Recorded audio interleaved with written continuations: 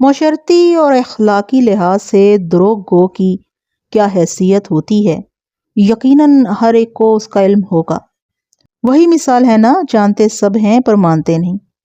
یہی حال اس کا بھی تھا جس نے بھری عدالت میں سچ بولنے کا حلف اٹھایا اور اسی بھری عدالت میں کھل کر جھوٹ بولتا رہا، لیکن جب سچ کا پھندا دھیرے دھیرے اپنا دائرہ تنگ کرتا رہا تو اسے لگا کہ اگر اس نے سچ نہ بولا تو اس کا سانس رک جائے گا، لہٰذا کھل کر سانس لینے کے لیے اسے تمام حجت کا احترام کرنا پڑا۔ پے در پہ جھوٹ بولنے والے بیوقوف مجرم کا مضحکہ خیز انجام۔ السلام علیکم، میرا نام ہے سعدیہ اور آپ دیکھ رہے ہیں کرائم سٹوریز وتھ سعدیہ۔ اس سے پہلے کہ میں اس کیس کا آغاز کروں جو کہ انتہائی دلچسپ ہے، جو میرے چینل پر نیو ہیں جلدی سے چینل کو سبسکرائب کر لیجئے تاکہ ایسی کہانیاں سننے کا موقع آپ کو سب سے پہلے ملے۔ اور ہاں، ویڈیو پسند آئے تو لائک کرنا ہرگز مت بھولیے گا اور کمنٹ ضرور کیجیے گا۔ آئیے آغاز کرتے ہیں آج کے کیس کا، جس کا نام ہے حجت تمام۔ معاملہ بڑا نازک اور حساس نوعیت کا تھا۔ ایسے پیچیدہ اور سنگین مقدمات میں ہاتھ ڈالنے سے پہلے وکلا عموماً 100 بار سوچتے ہیں، لیکن میں نے بغیر کسی ہچکچاہٹ کے ایک چیلنج سمجھتے ہوئے اس بھاری اور نکیلے پتھر کو اٹھانے کا فیصلہ کر لیا تھا۔ اس تمہید کے بعد میں اصل واقعے کی طرف آتا ہوں۔ یہ آج سے 42-43 سال پہلے کا واقعہ۔ مجھے اچھی طرح یاد ہے، وہ ماہ جنوری کی ایک ٹھنڈی ٹھار صبح تھی۔ میں اس وقت سیشن کورٹ کی ایک عدالت میں موجود تھا۔ جج کرسی انصاف پر براجمان ہو چکا تو میں نے اپنے موکل کی درخواست ضمانت دائر کر دی۔ میرے موکل کا نام احمد نوید تھا۔ پیشے کے اعتبار سے وہ ایک سائنس ٹیچر تھا۔ اسکول کی ملازمت کے علاوہ وہ اپنے گھر میں ایک چھوٹا سا کوچنگ سینٹر بھی چلاتا تھا۔ اس نے مذکورہ کوچنگ سینٹر کا نام اپنے نام پر احمد اکیڈمی رکھا ہوا تھا، جہاں درجن بھر اسٹوڈنٹس اپنی تعلیمی کمزوریوں کو دور کرنے کی غرض سے آتے تھے۔ اس نے اپنا ایک اصول بنا رکھا تھا کہ وہ جس اسکول میں ملازم تھا وہاں کے اسٹوڈنٹس کو کوچنگ نہیں دیتا تھا، خصوصاً بایولوجی کے اسٹوڈنٹس کو تو ہرگز نہیں۔ اس کا کہنا یہ تھا کہ وہ کلاس میں پوری دیانتداری سے اپنا فرض پورا کر کے آتا ہے، لہٰذا ان اسٹوڈنٹس کو ٹیوشن کی ضرورت نہیں ہے۔ اس کی اکیڈمی میں دوسرے اسکولوں کے اسٹوڈنٹس ہی پڑھنے آتے تھے اور انہی میں ایک اسٹوڈنٹ تھا بابر علی۔ احمد نوید المعروف باسر احمد اپنے اسی کوچنگ اسٹوڈنٹ بابر علی کی وجہ سے اس وقت ایک ملزم کی حیثیت سے گردن چھکائے ایکیوزڈ باکس میں کھڑا تھا۔ بابر علی نے سر احمد پر ایک نہایت ہی گھناؤنا الزام لگا دیا تھا۔ عدالتی کارروائی کا آغاز ہوا۔ جج نے میری جانب سے دائر کی جانے والی درخواست ضمانت کو بغور پڑھا، پھر سر کو اثباتی جنبش دیتے ہوئے سپاٹ آواز میں کہا۔ میں نے اپنے موکل احمد نوید کی ضمانت کے حق میں دلائل دیتے ہوئے کہا، میرا موکل اس معاشرے کا ایک اہم و مفید فرد ہے۔ اس کی اپنی ایک عزت اور لوگوں کے دلوں میں بے پناہ احترام ہے۔ یہ اس قوم کے معماروں کا روحانی باپ ہے۔ اس پر ایک بے بنیاد اور گھناؤنا الزام لگایا گیا ہے۔ اس کبھی فعل سے اس کا دور کا بھی واسطہ نہیں۔ ایک سوچی سمجھی سازش کے تحت میرے موکل کو اس جھوٹے مقدمے میں پھنسایا گیا ہے۔ وقت آنے پر میں اس سازش کو بے نقاب کر دوں گا۔ سر دست معزز عدالت سے میری استدعا ہے کہ ملزم احمد نوید کی درخواست ضمانت کو منظور کیا جائے تاکہ یہ درس و تدریس کے عمل کو جاری رکھ سکے۔ That's all, Your Honor۔ میرے خاموش ہونے پر جج نے وکیل استغاثہ کی طرف دیکھا اور پھر کہا، پروسیکیوشن، جناب عالی، ملزم کا ایک ٹیچر ہونا اس بات پر دلالت نہیں کرتا کہ وہ کوئی انسان نہیں بلکہ ایک فرشتہ ہے۔ وکیل استغاثہ نے سر احمد کی ضمانت رکوانے کے لیے طنزیہ لہجے میں کہا، کوئی بھی انسان کسی بھی قیمت پر فرشتہ نہیں ہو سکتا۔ انسان خطا کا پتلا ہے اور بڑے سے بڑا نیک اور پرہیزگار شخص بھی اپنی زندگی میں کوئی گناہ کر سکتا ہے، اور ملزم نے جو گل کھلایا ہے اس کی ایک نہیں متعدد ٹھوس ثبوت اور واقعاتی شواہد استغاثہ کے پاس موجود ہے جنہیں مناسب وقت پر عدالت میں پیش کر دیا جائے گا۔ ان حالات میں ملزم کو ضمانت پر رہا کرنا انصاف کے اصولوں کے منافی ہوگا۔ یور آنر، جنوری کا مہینہ قریب الختم ہے اور 2-3 ماہ کے بعد بچوں کے سالانہ امتحانات ہونے والے ہیں۔ میں نے معتدل انداز میں کہا، ایسے میں قابل سائنس ٹیچر کو قید و بند میں رکھنا اسٹوڈنٹس کے ساتھ زیادتی اور ان کی حق تلفی ہوگی۔ مقدمہ عدالت میں چل رہا ہے۔ اگر اب کیس کی سماعت کو فاسٹ ٹریک پر ڈال دیا جائے تو مستحق کے لیے انصاف کا حصول بہت آسان ہو جائے گا۔ لہٰذا اسٹوڈنٹس کے نقصان کو روکنے کے لیے اگر میرے موکل کی درخواست ضمانت کو منظور کر لیا جائے تو اس میں کوئی قباحت نہیں۔ ملزم ملزمانہ فرائض سر انجام دینے کے لیے آزاد ہوگا تو اس سے زیر سماعت کیس پر کوئی فرق نہیں پڑے گا۔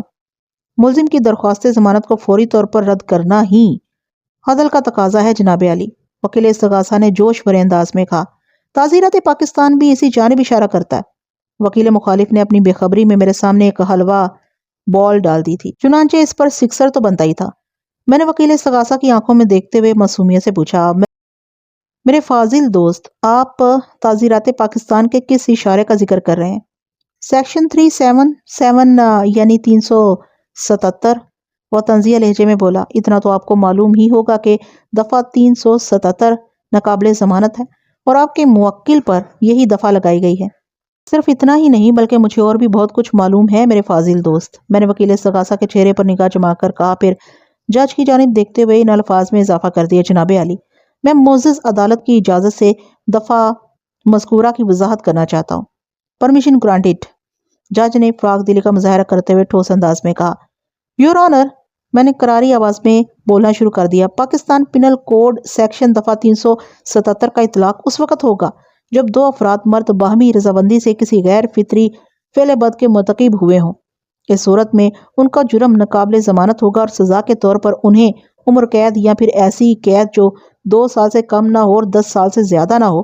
آخری ذکر سزائے قید کے ساتھ انہیں جرمانہ بھی ادا کرنا ہوگا، لیکن میں نے ڈرامائی انداز میں اپنی بات کو ادھورا چھوڑا، سرسری انداز میں وکیل استغاثہ کو دیکھا، اس کے بعد دوبارہ جج کی جانب متوجہ ہو گیا۔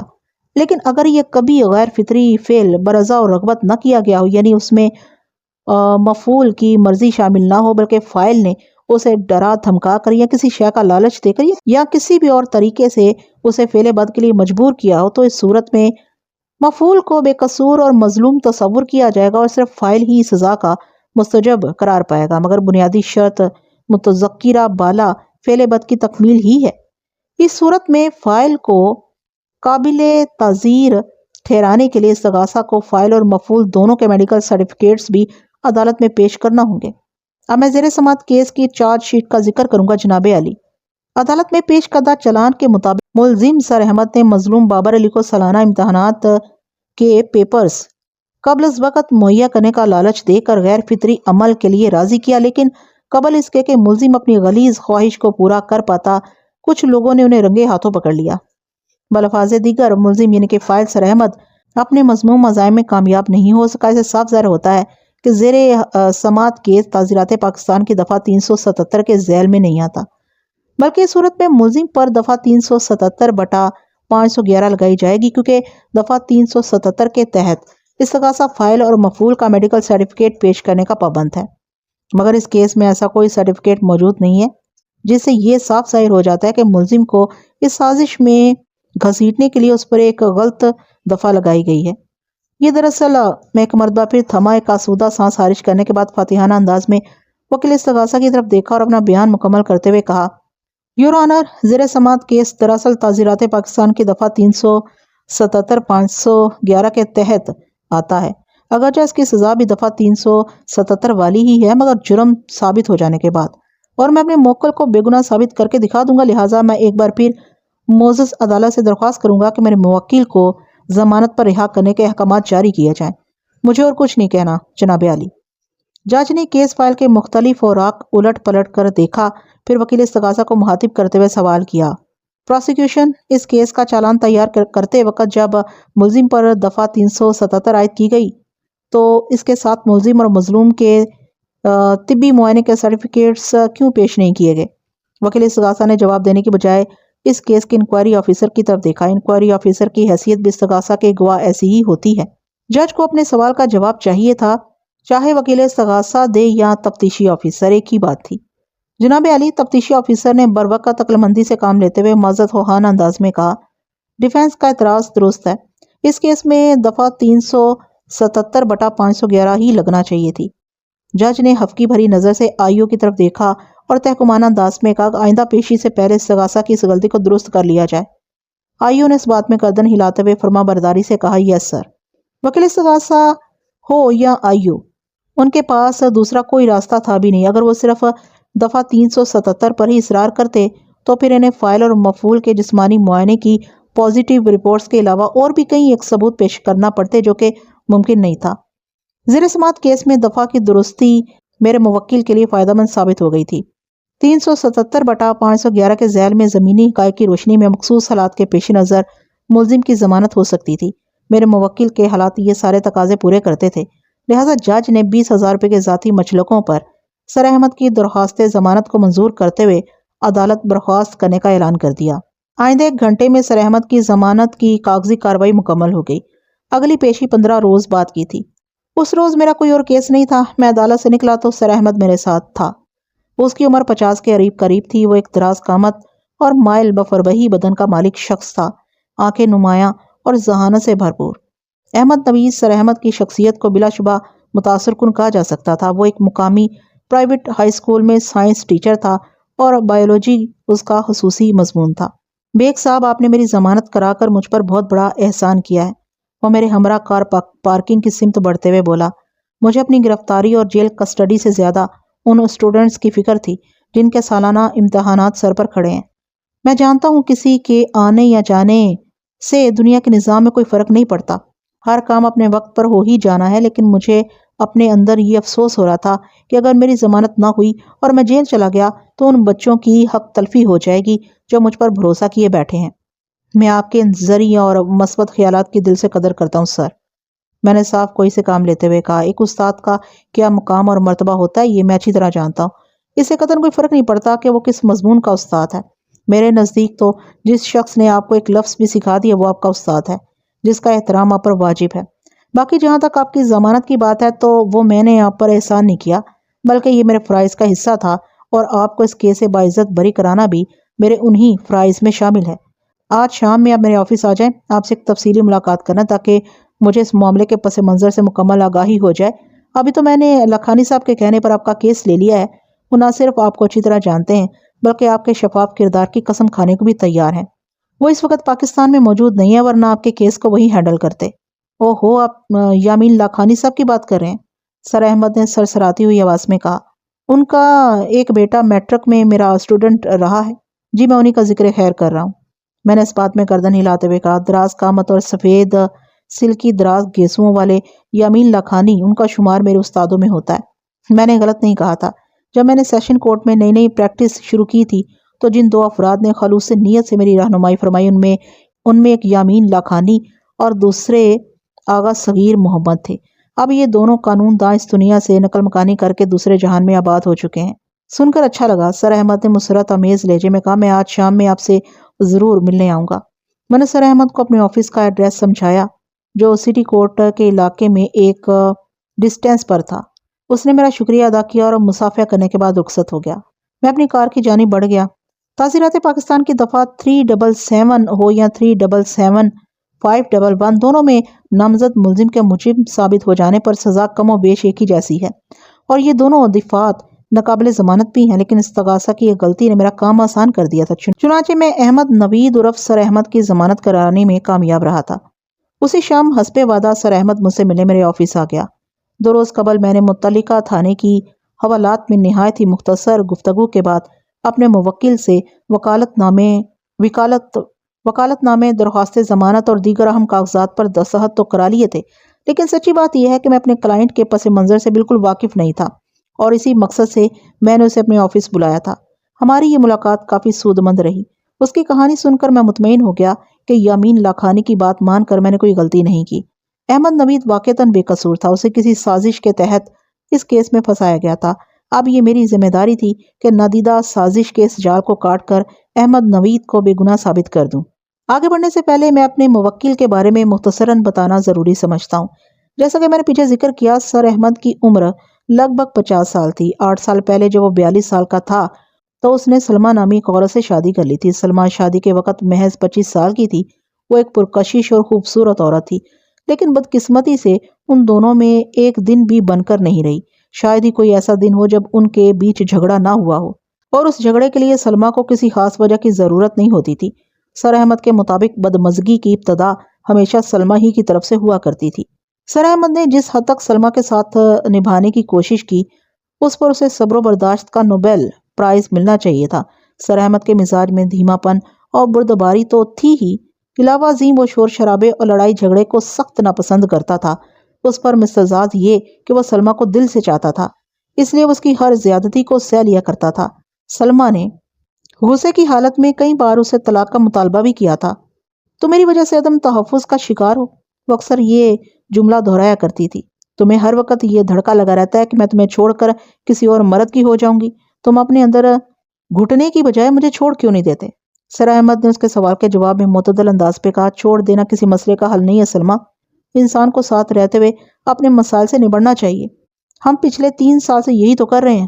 سلمیٰ نے ترش لہجے میں کہا، اس کا نتیجہ تمہارے سامنے ہے، ایک بڑا سا گول زیرو۔ ہم 3 سال سے میاں بیوی کی حیثیت سے ایک گھر میں رہ ضرور رہے ہیں، مگر کبھی تم نے میری محبت کی قدر نہیں کی۔ سر احمد نے شاکی لہجے میں کہا، تم اگر مصمت انداز میں تھوڑا سا بھی غور و فکر کرو گی تو تمہیں یہ گھر کسی جنت سے کم محسوس نہیں ہوگا۔ ہاں، ایسی ہوتی ہے جنت، سلمیٰ نے حقارت بھرے لہجے میں کہا۔ 2 کمرے کا چھوٹا سا مکان ہو، وہ بھی کرائے کا۔ ایک ٹیچر پھٹیچر سے شادی کر کے تو میری قسمت ہی پھوٹ گئی ہے۔ مجھ سے غلطی ہوئی کہ میں نے ایک سے ایک اچھے بھلے رشتے کو نظر انداز کر کے تمہارا انتخاب کیا۔ سلمیٰ کی باتیں ایسی ہی جلی کٹی اور دل جلانے والی ہوتی تھیں، اور جواب میں سر احمد ہمیشہ نرمی سے اسے سمجھانے کی کوشش کیا کرتا تھا، مگر یہ بھی طے ہے کہ ہر انسان کی برداشت کی ایک حد ہوتی ہے۔ اس روز سر احمد کے ضبط کی وہ حد ٹوٹ گئی تھی۔ سلمیٰ، اس نے اپنی بیوی کی آنکھوں میں دیکھتے ہوئے سپاٹ آواز میں کہا، تمہاری نظر میں ایک ٹیچر پھٹیچر ہوں، لیکن تم اس بات سے انکار نہیں کر سکتی ہو کہ میں تم سے سچی محبت کرتا ہوں۔ تم میری چاہت ہو۔ بھاڑ میں گئی ایسی محبت اور چاہت جو انسان کے حالات میں بہتری نہ لا سکے، سلمیٰ نے عجیب سے لہجے میں کہا۔ تم کس قسم کی بہتری چاہتی ہو؟ سر احمد نے حیرت بھرے لہجے میں استفسار کیا۔ سب ٹھیک ہی تو چل رہا ہے، آخر ہماری زندگی میں کس شے کی کمی ہے؟ کمی؟ وہ تمسخرانہ لہجے میں بولی، ہمارے پاس ہے ہی کیا جس میں کمی ڈھونڈنے کی زحمت کی جائے؟ یہ ناشکرا پن ہے سلمیٰ، سچی بات ہر کسی کو کڑوی ہی لگتی ہے۔ وہ معنی خیز انداز میں بولی، میں تم سے اتفاق نہیں کرتا سلمیٰ، سر احمد نے برہمی سے کہا، تم سچائی کے مفہوم سے واقف نہیں ہو۔ لوگ رات دن ترقی کر کے کہاں سے کہاں نکل گئے ہیں۔ وہ اپنی ہی دھن میں بولتی چلی گئی، اور تم 3 سال کے بعد بھی وہیں کھڑے ہو جہاں میں نے تمہیں پہلے دن دیکھا تھا۔ میں حصول رزق کے حلال پر یقین رکھتا ہوں سلمیٰ، سر احمد نے کہا، اور حلال روزی کما کر کوئی بھی راتوں رات ترقی کی اس منزل پر نہیں پہنچ سکتا جس کے خواب تم دیکھ رہی ہو۔ حصول رزق حلال کے الفاظ تو تم نے ایسے ادا کیے ہیں جیسے اب کرنسی نوٹوں پر بابائے قوم کی جگہ تمہاری تصویر چھپنے جا رہی ہے۔ وہ استہزائی انداز میں بولی، اور جہاں تک ترقی کے زینے چڑھنے کی بات ہے تو اس کے لیے بندے میں گیٹس ہونا چاہیے، جو تم میں تو بالکل نہیں ہے۔ سلمیٰ کا انداز سلگانے بلکہ اکسانے والا تھا۔ سر احمد نے جھنجھلاہٹ بھرے لہجے میں کہا، تو کیا تم یہ چاہتی ہو کہ میں کوئی بینک لوٹ لوں یا پھر منشیات کا دھندا شروع کر دوں؟ لگتا ہے تم گیٹس کا مطلب نہیں جانتے۔ وہ طنزیہ لہجے میں بولی، بینک ڈکیتی اور ڈرگز کے بزنس کے لیے بھی گیٹس ہی کی ضرورت پیش آتی ہے، یعنی جرأت، بہادری اور کچھ کر گزرنے کا جنون۔ اگر جرائم کی راہ اختیار کرنے کا نام ہی گیٹس ہے تو میں تسلیم کرتا ہوں کہ میرے اندر یہ خوبیاں نہیں ہیں۔ سر احمد نے برا سا منہ بنا کر شکست خوردہ انداز میں کہا، مجھے شاندار زندگی چاہیے۔ سلمیٰ نے خوابناک لہجے میں کہا، ایک جدید بنگلہ، چمچماتی گاڑی، زیورات، قیمتی ملبوسات اور وہ سب کچھ جس کی تمنا کوئی بھی عورت کر سکتی ہے۔ اگر تم یہ عالیشان زندگی مجھے نہیں دے سکتے تو اپنی ہار تسلیم کر لو۔ اگر تمہاری خواہشات اسی بلندی پر محو پرواز رہنا چاہتی ہیں تو سمجھ لو میں ہار گیا، سر احمد نے بے بسی سے کہا، کیونکہ یہ سب میرے اختیار میں نہیں ہے۔ جب انسان کسی معاملے میں بے اختیار ہو تو پھر اسے اپنا حق جتانے سے باز آ جانا چاہیے۔ سر احمد نے چونکے ہوئے لہجے میں پوچھا، آخر تم کہنا کیا چاہ رہی ہو؟ میں تمہارے بس کی نہیں ہوں، وہ ایک ایک لفظ پر زور دیتے ہوئے بولی، تم مجھے افورڈ نہیں کر سکتے، اس لیے تم مجھے آزاد کر دو۔ یہ نہیں ہو سکتا، وہ اصراری لہجے میں بولا، میں تم سے محبت کرتا ہوں سلمیٰ، میں تمہیں اپنی زندگی سے کبھی نہیں نکالوں گا، میری آزادی تمہاری مرضی سے مشروط نہیں ہے۔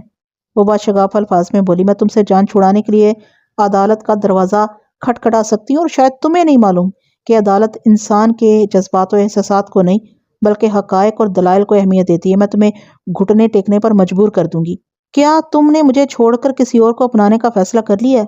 سر احمد نے زخمی لہجے میں استفسار کیا۔ تمہیں کیا فرق پڑتا ہے؟ سلمیٰ نے گول مول جواب دیا، تم مجھ سے نہیں اپنی ایمانداری سے محبت کرتے ہو جو میرے کسی کام کی نہیں، سو تمہاری یہ ایمانداری مبارک ہو۔ اس زہریلی گفتگو کے چند روز بعد ہی سلمیٰ نے عدالت کے ذریعے سر احمد سے خلا لے لیا تھا۔ سلمیٰ نے سر احمد کو چھوڑنے کا جو نامعقول سبب عدالت کے سامنے رکھا وہ بیان 110% مبنی بددروغ تھا، لیکن سر احمد نے اس معاملے کو اچھالنے کی بجائے گہری خاموشی اختیار کر لی تھی۔ سلمیٰ اپنے مزاج، کردار اور فطرت کے لحاظ سے چاہے جیسی بھی تھی، لیکن یہ حقیقت ہے کہ سر احمد نے اسے دل کی گہرائی سے چاہا تھا، اور کوئی مرد ہو یا عورت وہ کسی بھی حال میں اپنی محبت کو رسوا ہوتا نہیں دیکھ سکتا، لہٰذا زبان پر تالا ڈالنا ہی پڑتا ہے۔ سر احمد اور سلمیٰ کی شادی بمشکل 3 سال چلی، بلکہ رینگ پائی تھی، اور انہیں ایک دوسرے سے الگ ہوئے بھی اب کم و بیش 5 سال ہو گئے تھے۔ اس ناخوشگوار واقعے کے کچھ ہی عرصے کے بعد سلمیٰ نے ایک صاحب ثروت شخص سے شادی کر لی تھی تاکہ وہ اپنے خوابوں کو حقیقت کے قالب میں ڈھال سکے، لیکن سر احمد ہر بدمزگی اور ذلت کے باوجود بھی سلمیٰ کو اپنے دل سے نکال نہیں سکا تھا، اور اس نے زندگی بھر شادی نہ کرنے کا فیصلہ کر لیا تھا۔ سر احمد کا یہ فیصلہ بادی النظر میں ایک بے وقوفی اور پاگل پن ہی دکھائی دیتا تھا، شاید اس لیے کہ محبت کرنے والے عیار اور دور اندیش نہیں ہوتے، وہ دماغ کی بجائے دل کی آواز پر لبیک کہتے ہیں۔ یہی سبب ہے کہ ہوش مندوں کو احمقانہ نظر آتے ہیں۔ ظاہر ہے محبت کوئی سود و زیاں کا کھیل نہیں جو اس میں کاروباری انداز میں صرف اپنے فائدے پر نگاہ رکھی جائے۔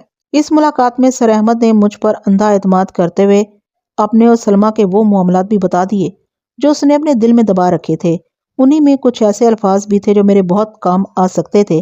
بہرحال اس کی داستان غم سننے کے بعد میں نے ہمدردی بھرے لہجے میں کہا، سر جو ہو چکا اسے بھول جائیں اور جو ہونے جا رہا ہے اس پر توجہ مرکوز کر دیں۔ یہی وقت کا تقاضا ہے، کیونکہ ماضی کی تلخ یادیں انسان کے حال کو عذابناک بنا دیتی ہیں، اور آپ کا حال تو پہلے ہی بے حال بلکہ بدحال ہو چکا ہے۔ آپ بالکل ٹھیک کہہ رہے ہیں بگ صاحب، وہ تائیدی انداز میں گردن ہلاتے ہوئے بولا، آج کے بعد میں وہی کروں گا جو آپ کہیں گے۔ اس کیس میں اپنا دماغ چلانے کی کوشش نہیں کروں گا۔ آپ کے حق میں یہی بہتر ہوگا سر، میں نے معتدل انداز میں کہا۔ آپ نے یہ کیس میرے حوالے کیا، میں آپ کا وکیل ہوں۔ آپ کے مفادات کا تحفظ کرتے ہوئے آپ کو باعزت بری کرانا میری ذمہ داری ہے۔ بس آپ مجھے فالو کرتے جائیں، باقی سب میں دیکھ لوں گا۔ ٹھیک ہے، میں آپ کو فالو کروں گا، وہ بڑے عزم سے بولا۔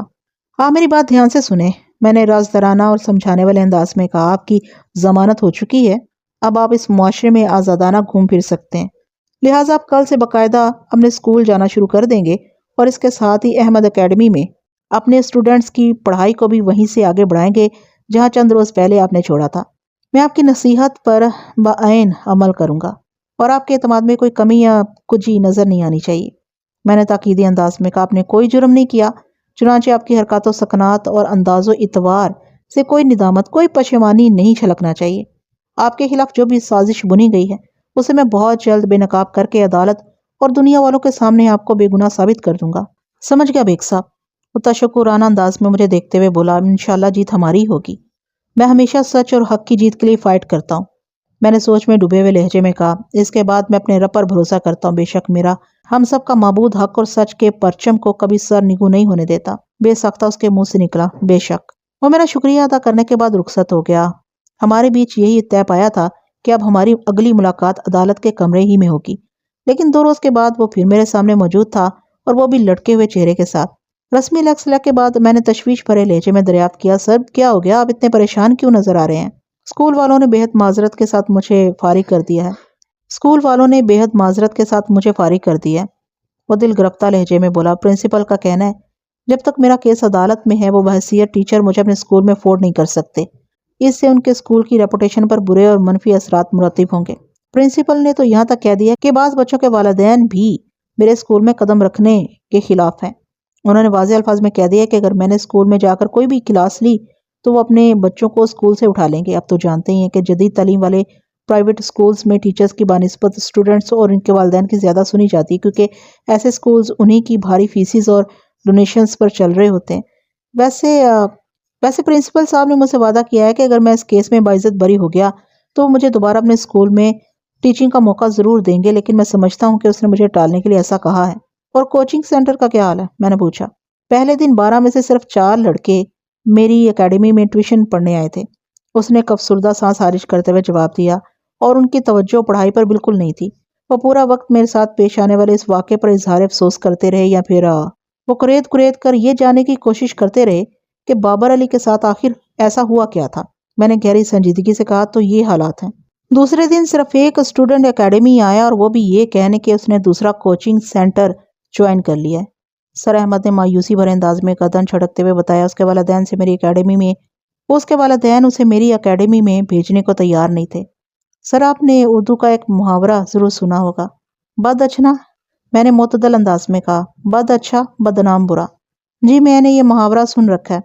وہ اس بات میں گردن ہلاتے ہوئے بولا، میرے ساتھ یہی ہو رہا ہے، ایسا ہونا ان فطری ہے۔ میں نے سمجھانے والے انداز میں کہا، آپ کو حوصلہ نہیں ہارنا اور ثابت قدمی سے ان نامساعد حالات سے مقابلہ کرنا ہے۔ ایک بات اچھی طرح ذہن نشین کر لیں کہ اگر کوئی معصوم کمسن بچہ غلاظت سے بھرے ہوئے گٹر میں گر جائے تو اس بچے کی جان بچانے والے کو اسی غلاظت بھرے گٹر میں اترنا پڑتا ہے، اور ظاہر ہے اس عمل میں بچے کے مددگار کے ہاتھ پاؤں اور لباس کا آلودہ ہو جانا ایک لازمی امر ہے یا نہیں؟ میرے آخری سوالیہ جملے پر اس نے چونک کر مجھے دیکھا اور اس بات میں گردن ہلاتے ہوئے بولا، آپ بالکل ٹھیک کہہ رہے ہیں بیگ صاحب، ہاں بالکل ٹھیک کہہ رہے ہیں بیگ صاحب۔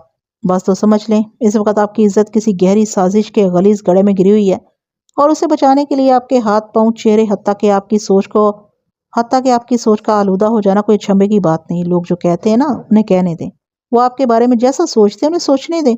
اگر آپ نے اپنی گری ہوئی عزت کو اپنے مقام پر بحال کرنا ہے تو آپ کو لوگوں کی تیز چپتی ہوئی نظروں کا اس حوصلے یقین کے ساتھ سامنا کرنا ہوگا کہ آپ بے گناہ ہیں، اور وہ دن زیادہ دور نہیں جب آپ کی بے گناہی ہر کسی پر ثابت ہو جائے گی۔ اس کیس کو عدالت میں لگے کم و بیش 2 ماہ ہو گئے تھے اور آج اس کی پہلی باقاعدہ پیشی تھی۔ اس کیس سے متعلق تمام اہم افراد اس وقت کورٹ میں موجود تھے۔ اکیوزڈ سٹینڈ پر میرا موکل اور اس کیس کا ملزم احمد نوید سر جھکائے کھڑا تھا، جبکہ وٹنس سٹینڈ پر مظلوم بابر علی موجود تھا، گویا کہ اس کے استغاثہ کی روح سے فاعل اور مفعول روبارو تھے۔ بابر علی کی عمر 15 اور 16 سال کے درمیان رہی ہوگی۔ وہ ایک گورا چٹا اور خوبرو نوجوان تھا۔ وہ میٹرک کا سٹوڈنٹ تھا۔ اس کی آنکھوں میں خاص قسم کی چمک پائی جاتی تھی، اور سب سے اہم بات یہ کہ اس کے چہرے سے گھبراہٹ یا شرمندگی یا پھر خفت کا اظہار نہیں ہوتا تھا۔ ایسا لگ رہا تھا جیسے وہ باکسنگ کا کوئی مقابلہ دیکھنے کسی رنگ کے باہر مطمئن کھڑا ہو۔ جج اپنی مخصوص کرسی پر بیٹھ چکا تو عدالتی کارروائی کا آغاز ہوا۔ جج نے کیس فائل پر نگاہ دوڑا کر پہلے اس بات کی تسلی کر لی کہ استغاثہ نے دفعات کے ذیل میں اپنی غلطی کی تصحیح کر لی ہے یا نہیں۔ اپنے اطمینان کے بعد اس نے فرد جرم پڑھ کر سنائی۔ ملزم نے صحت جرم سے صاف انکار کر دیا۔ اس کے بعد ملزم اور مظلوم کا الگ الگ حلفیہ بیان ریکارڈ کیا گیا۔ استغاثہ کی جانب سے 8 گواہوں کی فہرست دائر کی گئی تھی، جبکہ میں نے صفائی کے 5 گواہوں کے نام پیش کیے تھے، جہاں پر میں صرف اہم گواہوں پر جرح کا احوال ہی بیان کروں گا۔ استغاثہ کے گواہوں میں ایک ایسا نام بھی نظر آیا جس نے مجھے چونکا دیا۔ بہرحال اس کیس کے ہر کردار کا ذکر مناسب موقع پر کیا جائے گا۔ حلفیہ بیانات کی ریکارڈنگ کے بعد جج نے وکیل استغاثہ کی طرف دیکھتے ہوئے نہایت ہی سنجیدہ لہجے میں کہا، پروسیکیوشن پلیز پروسیڈ۔ وکیل استغاثہ فوراً اکیوزڈ باکس کے نزدیک چلا گیا اور ملزم سر احمد کی آنکھوں میں دیکھتے ہوئے طنزیہ لہجے میں سوال کیا، کیا تمہیں اپنے کیے پر ذرا سی بھی ندامت نہیں ہے؟ وکیل صاحب، میں نے ایسا کچھ نہیں کیا جس پر مجھے شرمسار ہونا پڑے۔ ملزم نے بڑے اعتماد کے ساتھ جواب دیا، تو تم یہ کہنا چاہتے ہو کہ 22 جنوری کی شام تم نے اپنی اکیڈمی میں ایک اسٹوڈنٹ بابر علی کے ساتھ جو گھنونا کام کرنے کی کوشش کی، اس پر تمہیں فخر ہے؟ وکیل استغاثہ نے تیکھے انداز میں استفسار کیا، اسی لیے تم بڑے سکون سے یہاں کھڑے ہو؟ پچھلے 15 دن میں سر احمد 4 بار مجھ سے ملا تھا۔ ان ملاقاتوں کے دوران میں نے اسے عدالت کے ماحول، استغاثہ کے ہتھ کنڈوں اور دیگر اہم معاملات سے اچھی طرح آگاہ کر دیا تھا۔ یہی وجہ تھی کہ وہ پورے اعتماد انداز میں سرکاری وکیل کی جرح کا سامنا کر رہا تھا۔ وکیل صاحب، سکون تو اللہ کی ایک انمول اور عظیم نعمت ہے جو قسمت والوں ہی کو نصیب ہوتی ہے۔ ملزم نے وکیل استغاثہ کے سوال کے جواب میں کہا، میرے پرسکون ہونے کا ایک ہی سبب ہے کہ الحمدللہ میرے ضمیر پر کسی قسم کا کوئی بوجھ نہیں ہے۔ باقی میں نہیں جانتا کہ آپ میرے کس فخر کی بات کر رہے ہیں۔ مجھے یاد نہیں پڑتا کہ میں نے زندگی میں کبھی کوئی ایسا کارنامہ انجام دیا ہو جس پر مجھے اترانے کی ضرورت پیش آئے۔ سر احمد کے دھیمے انداز نے وکیل استغاثہ کو چنچلاہٹ میں مبتلا کر دیا۔ وہ سٹ پٹائے ہوئے لہجے میں بولا، میں اس جرم کی بات کر رہا ہوں جس کی دفعہ آپ پر لگائی گئی ہے۔ اوہو! ملزم نے ایک بوجھل سانس خارج کی، پھر وکیل استغاثہ کی چنچلاہٹ کو ہوا دینے کی کوشش کرتے ہوئے معتدل انداز میں کہا، آپ سے پہلے جج صاحب نے بھی اس دفعہ اور اس جرم کے حوالے سے مجھ سے سوال کیا تھا اور میں نے انہیں نفی میں جواب دیا تھا۔ آپ کے لیے بھی میرا وہی جواب ہے، میں نے ایسا کوئی گناہ نہیں کیا جس کے الزام میں مجھے عدالت میں گھسیٹا گیا ہے، اور اس جھوٹے مقدمے کی وجہ سے میری نیک نامی اور نوکری بھی چلی گئی ہے۔ تو کیا تم اس لڑکے کو بھی پہچاننے سے انکار کرتے ہو؟ وکیل استغاثہ نے وٹنس سٹینڈ پر کھڑے بابر علی کی جانب اشارہ کرتے ہوئے کرخت لہجے میں پوچھا۔ میں اس لڑکے کو سرسری سا جانتا ہوں، مگر پہچانتا تو بالکل نہیں۔ سر احمد نے برا سا منہ بناتے ہوئے کہا، یہ لگ بھگ 1 ہفتہ میری اکیڈمی میں بایولوجی کی ٹیوشن پڑھنے آتا رہا۔ بظاہر یہ بہت ہی مہذب، شائستہ اور سیدھا سادہ نظر آتا تھا، لیکن در حقیقت یہ اپنے ظاہری رویے کے برعکس تھا۔ ایک خاص مقصد سے میری اکیڈمی میں آیا تھا۔ اگر میں پہلے ہی دن اس کے مضمون مزاحم سے واقف ہو جاتا تو آج یہاں کھڑا نہ ہوتا۔ یہ بیچارہ بایولوجی پڑھنے تمہارے پاس آیا اور تم نے تھیری پڑھانے کی بجائے اس پر سیدھا بایولوجی کا پریکٹیکل ہی کر ڈالنے کی کوشش کی۔ آبجیکشن یور آنر، میں نے بآواز بلند کہا۔ میرا موکل صاف اور واضح الفاظ میں معزز عدالت کو بتا چکا ہے کہ اس نے ایسے کسی فعل بد کا ارتکاب نہیں کیا جس کا الزام تھوپ کر اسے اس کیس میں پھانسا گیا، لہٰذا ایک ہی سوال کو گھما پھرا کر بھونڈے اور غیر شائستہ انداز میں پوچھنے کا کوئی جواز نہیں بنتا۔ سسٹینڈ، جج نے دو ٹوک انداز میں کہا۔ جج نے میرے اعتراض کو درست جانا تو وکیل استغاثہ کا چہرہ بجھ سا گیا، لیکن وہ اتنا سیدھا نہیں تھا کہ اپنی جرح کو سیدھی راہ پر ڈالتا۔ اس نے زاویہ بدل کر ملزم پر اٹیک کیا۔ کیا تم شادی شدہ ہو؟ ملزم نے تحمل سے جواب دیا، میں کبھی شادی شدہ تھا۔ وکیل استغاثہ نے عیاری بھرے لہجے میں پوچھا، تو کیا آپ کی بیوی کا انتقال ہو چکا ہے؟ نہیں، ملزم نے نفی میں گردن ہلائی اور بڑے سکون سے جواب دیا، موصوفہ زندہ ہیں اور آپ وہ کسی اور کی منکوحہ ہیں۔ ہو تو یہ بات ہے؟ وکیل استغاثہ نے اپنی عامیانہ چالاکیوں کا سلسلہ جاری رکھتے ہوئے سوال کیا، تو آپ نے اپنی بیوی کو طلاق دے دی تھی؟ نہیں، اس نے خلا لے لیا تھا۔ ملزم کے لہجے کا ٹھہراؤ قابل تعریف تھا۔ عورت عموماً خلا اس وقت لیتی ہے جب وہ اپنے شوہر کے ساتھ خوش نہ ہو، وکیل استغاثہ نے کہا، اور کوشش کے باوجود بھی اگر شوہر اسے طلاق دینے پر تیار نہ ہو۔ ہاں، عموماً یہی دیکھنے میں آیا ہے، ملزم نے مختصر جواب دیا۔ معزز عدالت جاننا چاہتی ہے کہ آپ کی بیوی کو آپ سے ایسی کیا شکایت تھی جو وہ خلا لینے پر مجبور ہو گئی؟ وکیل استغاثہ نے تیز لہجے میں پوچھا، اور یہ بھی بتاؤ کہ تم اسے طلاق کیوں نہیں دینا چاہتے تھے؟ مجھے سخت اعتراض ہے جناب عالی، میں نے احتجاجی لہجے میں کہا، میرے موکل کے ماضی کا زیر سماعت کیس سے کوئی تعلق نہیں ہے۔ میرے فاضل دوست عدالت کا قیمتی وقت برباد کر رہے ہیں۔ تعلق ہے یور آنر، وکیل استغاثہ اپنی فائلوں پر ہاتھ مارتے ہوئے جوشیلے لہجے میں بولا۔ ملزم میرے سوال کا جواب دے، پھر میں ثابت کر دوں گا کہ میں نے بہت نازک مگر اہم سوال کیا ہے۔ آبجیکشن اوور رولڈ، جج نے ٹھہرے ہوئے لہجے میں کہا۔ Prosecution proceed further. تم نے میرے سوال کا جواب نہیں دیا۔ وکیل استغاثہ ملزم پر چڑھائی کرتے ہوئے جرحانہ لہجے میں مستفسر ہوا، تم نے اپنی بیوی کو طلاق کیوں نہیں دی تھی اور اس کے خلا لینے کا سبب کیا تھا؟ میں اپنی بیوی سلمہ سے بے پناہ محبت کرتا تھا، ملزم نے نہایت ہی اطمینان سے جواب دیا۔ میں اسے خود سے دور نہیں کرنا چاہتا تھا، لیکن تمہاری بیوی تم سے نفرت کرتی تھی، وکیل استغاثہ نے طنزیہ لہجے میں کہا، لہٰذا اس نے تم سے جان چھڑانے کے لیے خلا لے لیا تھا۔ اگر کوئی آپ کی محبت کا جواب نفرت سے دے تو بھلا آپ کیا کر سکتے ہیں؟ ملزم نے فلسفیانہ انداز میں کہا، آپ کسی کو محبت کرنے پر مجبور تو نہیں کر سکتے۔ سلمہ تم سے نفرت کیوں کرتی تھی؟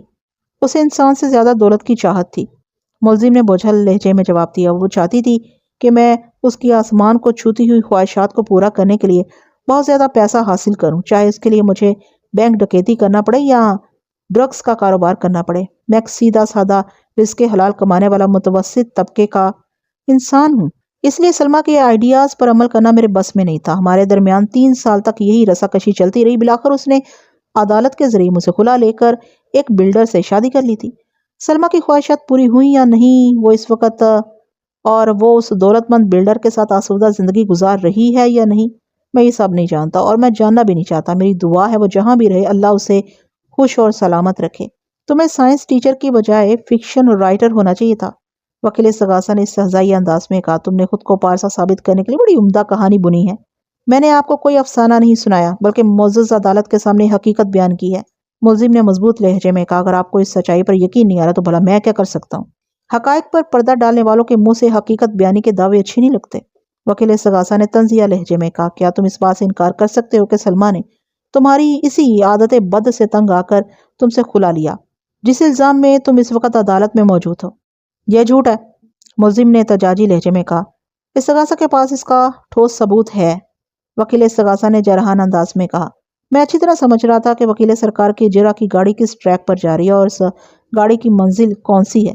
میں نے اس حوالے سے مکمل ہوم ورک کر رکھا تھا جس میں سر احمد کا بھرپور تعاون بھی شامل تھا، اس لیے اس موقع پر میں نے کسی آبجیکشن کی ضرورت محسوس نہیں کی تھی۔ وکیل استغاثہ کے آخری الفاظ نے جج کو چونکا دیا وہ پوچھے بنا نہ رہ سکا۔ پروسیکیوشن کا اشارہ کس ٹھوس ثبوت کی جانب ہے؟ وکیل استغاثہ نے فاتحانہ نظر سے مجھے دیکھا، پھر اپنی فائل میں سے چند کاغذات نکال کر جج کے سامنے رکھنے کے بعد بڑے اعتماد سے کہا، جناب عالی، یہ اس خلا کے پیپرز کی کاپی ہے جو 5 سال پہلے سلمہ نے ملزم سے لیا تھا۔ اس درخواست میں سلمہ نے خلا حاصل کرنے کی وجہ کو بڑی تفصیل کے ساتھ بیان کیا ہے۔ کسی شوہر کے لیے اس کی بیوی کا بیان بہت زیادہ اہمیت کا حامل ہوتا ہے۔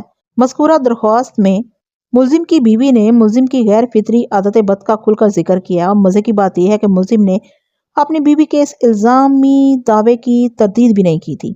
جج نے وکیل استغاثہ کے دیے ہوئے کاغذات کا بغور مطالعہ کیا، پھر میری طرف دیکھتے ہوئے سپاٹ آواز میں کہا، ڈیفینس، کیا آپ کچھ کہنا چاہیں گے؟ جناب عالی، میں نے کھنکار کر گلا صاف کرتے ہوئے وضاحتی انداز میں کہا، میاں بیوی کے تنازعات کے مابین نتائج میں عموماً 2 قسم کی صورتحال دیکھنے کو ملتی ہے۔ نمبر 1 طلاق یا خلا یا غیر قانونی علیحدگی، نمبر 2 بچوں کی تحویل کا معاملہ۔ اگر مرد عورت کو طلاق دیتا ہے تو اسے ڈیفالٹر قرار دینے کی پوری کوشش کرتا ہے تاکہ کوئی اس پر انگلی نہ اٹھائے، جیسا کہ عورت کا بانجھ ہونا یا بد کردار ہونا یا پھر انتہائی بد اخلاق اور بدتمیز ہونا وغیرہ۔ اسی طرح جب کوئی عورت اپنے شوہر سے خلا لیتی ہے تو اسے اپنے شوہر کی عادات کردار میں چند ایسے تاریک گڑھے نہ صرف تلاش کرنا بلکہ انہیں ہائی لائٹ کرنا پڑتے ہیں، جن کے منظر عام پر آنے کے بعد ہر کوئی ستائش بھری نظر سے اسے دیکھتے ہوئے کہے کہ اس نے بالکل ٹھیک کیا۔ ایسے غلیظ شخص کے ساتھ زندگی گزارنے سے تو بہتر ہے کہ عورت زہر پی کر خود کو ختم کر لے یا پھر عدالت کا دروازہ کھٹکھٹا کر اس منحوس بلکہ دیوس انسان سے چھٹکارا حاصل کر لے۔ ان معاملات میں مرد بھی عورتوں سے کم نہیں ہے۔ اگر طلاق یا خلا کے بعد چائلڈ کسٹڈی کا ایشو سامنے آئے تو مرد اولاد کو اپنی تحویل میں رکھنے کے لیے ہر نوعیت کے اوچھے اور عامیانہ ہتھ کنڈے آزما کر عورت کو بد کردار ثابت کرنے کی کوشش کرتا ہے۔ بہرحال میں زیر سماعت کیس کی طرف آتا ہوں۔ میں نے ایک چھوٹا سا وقفہ لینے کے بعد ان الفاظ میں اضافہ کر دیا، میرے موکل اور اس کی بیوی سلمہ 3 سالہ شادی شدہ زندگی گزارنے کے باوجود بھی اولاد ایسی نعمت سے محروم تھے، لہٰذا یہاں چائلڈ کسٹڈی جیسا کوئی معاملہ تھا ہی نہیں۔ باقی رہ گئی طلاق اور خلا، اس سلسلے میں دونوں نے اپنے اپنے ظرف کا مظاہرہ کیا۔ ملزم اپنی بیوی سے محبت کرتا تھا، لہٰذا اس نے سلمہ کے ماتھے پر طلاق کا ٹیکا نہیں لگنے دیا، جبکہ سلمہ ملزم سے نفرت کرتی تھی، چنانچہ اس نے ملزم سے نجات حاصل کرنے کے لیے نہ صرف عدالت سے رجوع کیا بلکہ اس کی کردار کشی کرنے کی غرض سے اس کے غیر فطری فعل بد کا عادی ہونے کا تحریری چرچا بھی کیا۔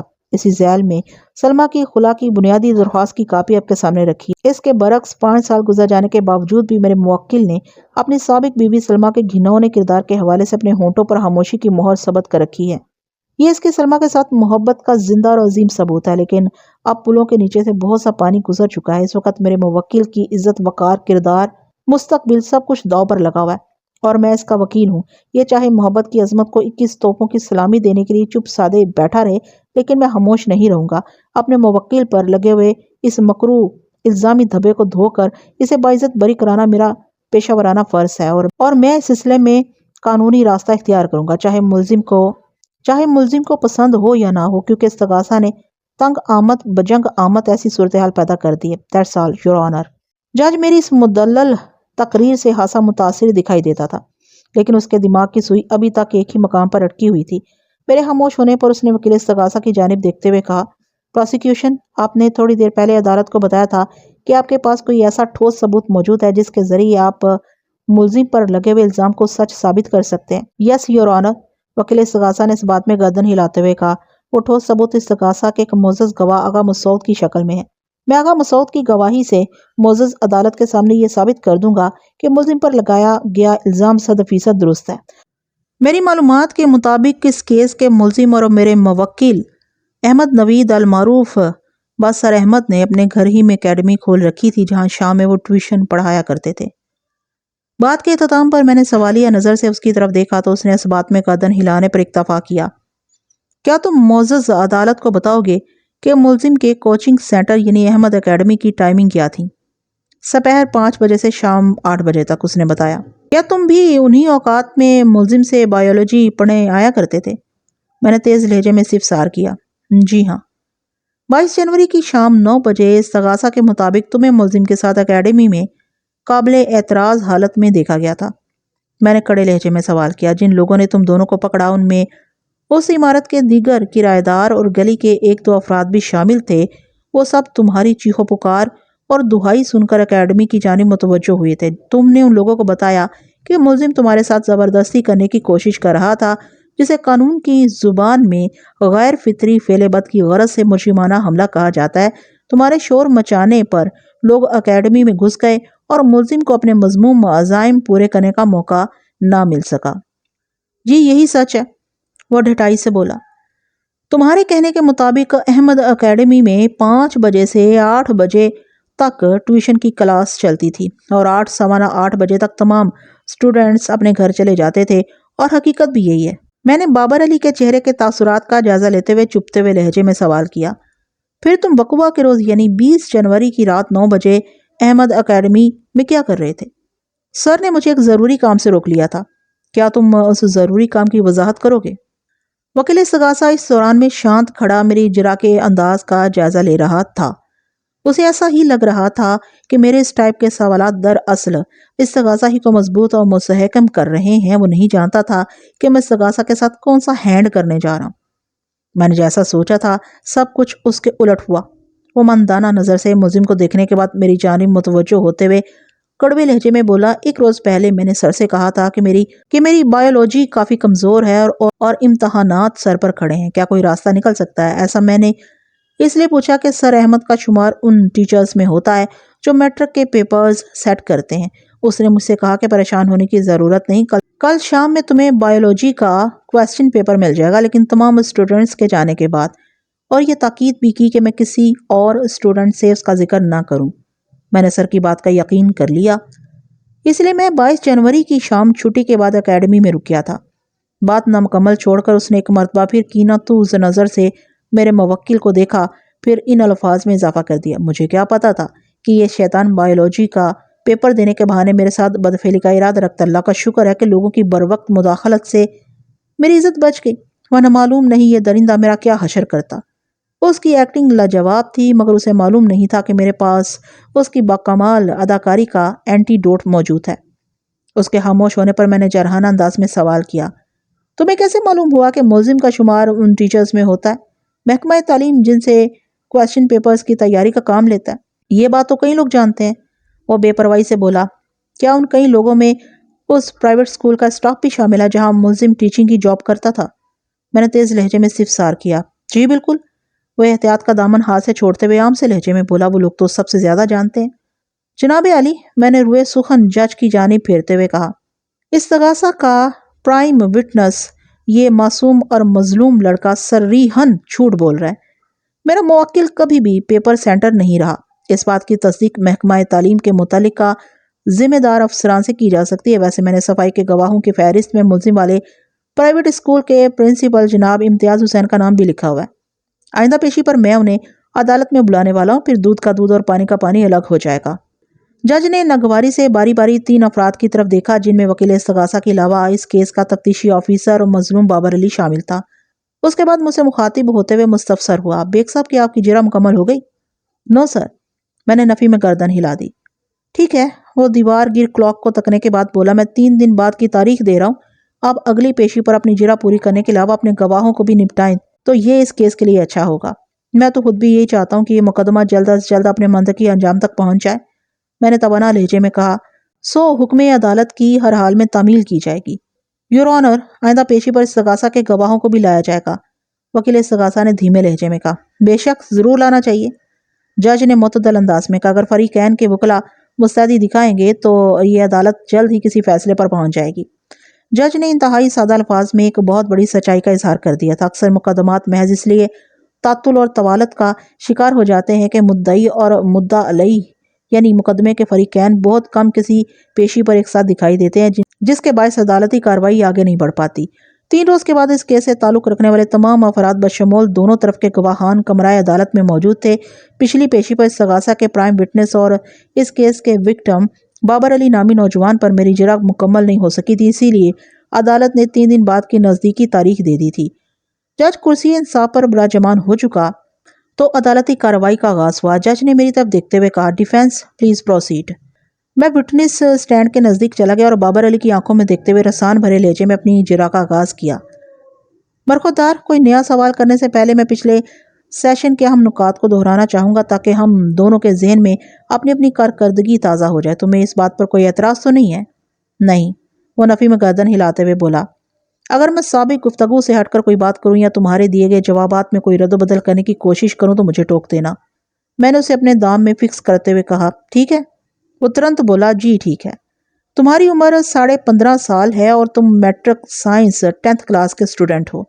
میں نے مظلوم بابر علی کے چہرے پر نگاہ جما کر حسانیت بھرے لہجے میں کہا، تم بایولوجی کے مضمون میں کافی کمزور ہو، اس لیے تم نے ملزم کی اکیڈمی کا رخ کیا تھا تاکہ امتحانات سے پہلے ملزم تمہاری نصابی کمزوری کو دور کر سکے۔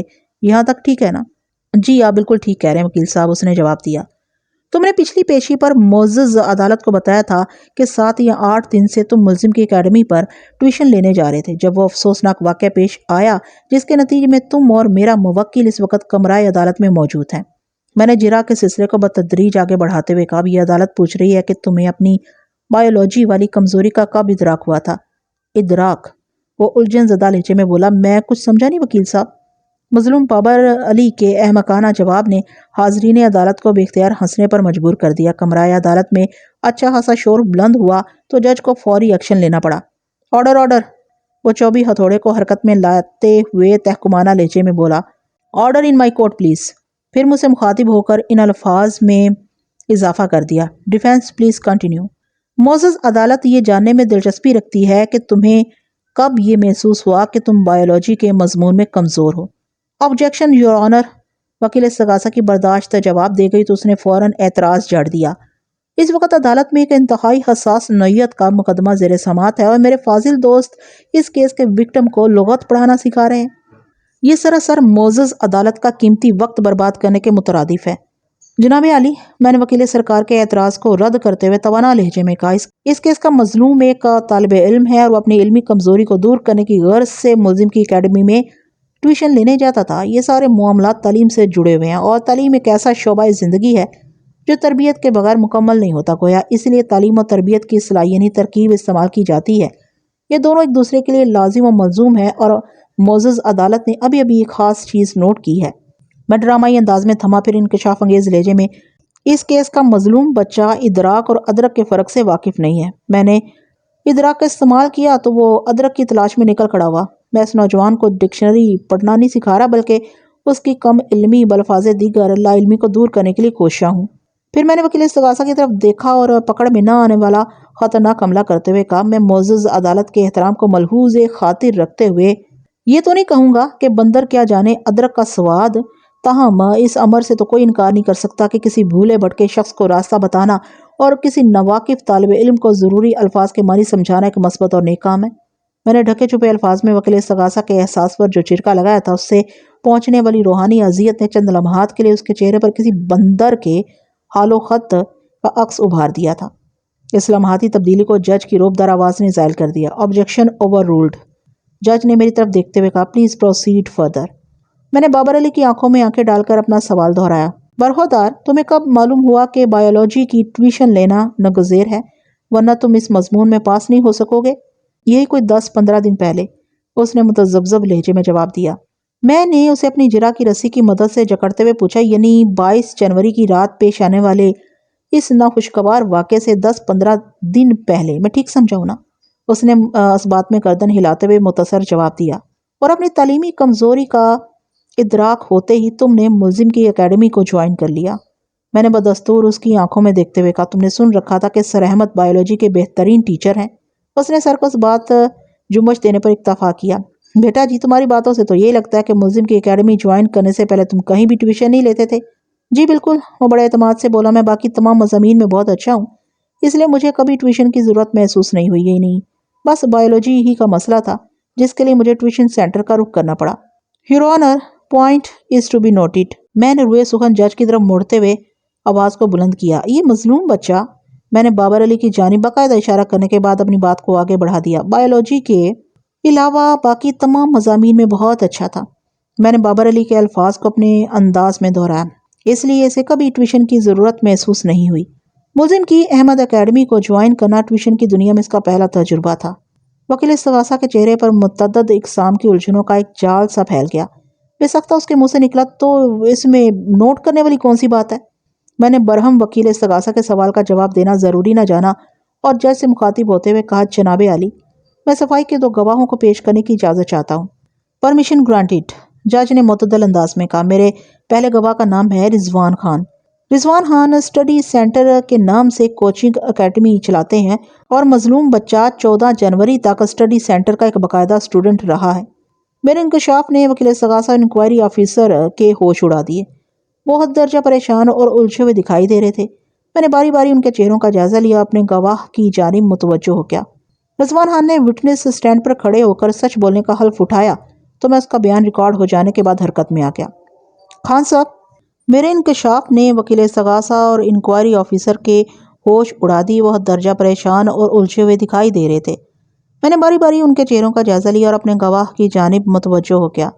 रिजवान खान ने विटनेस स्टैंड पर खड़े होकर सच बोलने का हल्फ उठाया तो मैं उसका बयान रिकॉर्ड हो जाने के बाद हरकत में आ गया। हाँ साहब, मैंने बाबर अली की जानिब इशारा करते हुए मुतदल अंदाज में सवाल किया कि आप इस लड़के को जानते हैं? जी हाँ, ये मेरा स्टूडेंट है, उसने इस बात में जवाब दिया। इस साल के पहले महीने में इसने मुझसे 10 दिन की छुट्टी ली थी। ये अपनी फैमिली के साथ शुमाली इलाका जात की सैर को जाने का इरादा रखता था। इम्तहानात में अभी काफ़ी वक्त था, इसलिए मैंने इसे छुट्टी दे दी थी। आपने छुट्टी के जिन 10 दिन का जिक्र किया है इन्हें तारीखों के हिसाब से बताएं। 15 से 25 जनवरी, उसने बताया।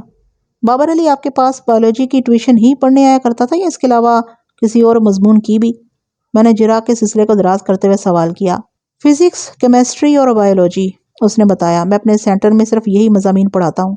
रिजवान साहब, आप इस अदालत को बताना पसंद करेंगे कि बाबर अली कितने अरसे से आपके सेंटर पर आ रहा था? पिछले 1 साल से, उसने ठोस अंदाज में जवाब दिया। इसमें चंद दिन की कमी बेशी हो सकती है। इतना तो चलेगा, मैंने सरसरी अंदाज में कहा। फिर अपनी जिरा को मौकूफ करने से पहले वकील सगासा की तरफ देखते हुए इन अल्फाज में इजाफा कर दिया। My dear counsellor, your witness. वो मनदाना नज़र से मुझे घूरते हुए सपाट आवाज में बोला, नो क्वेश्चन। मेरा दूसरा गवाह है एक प्राइवेट स्कूल का प्रिंसिपल।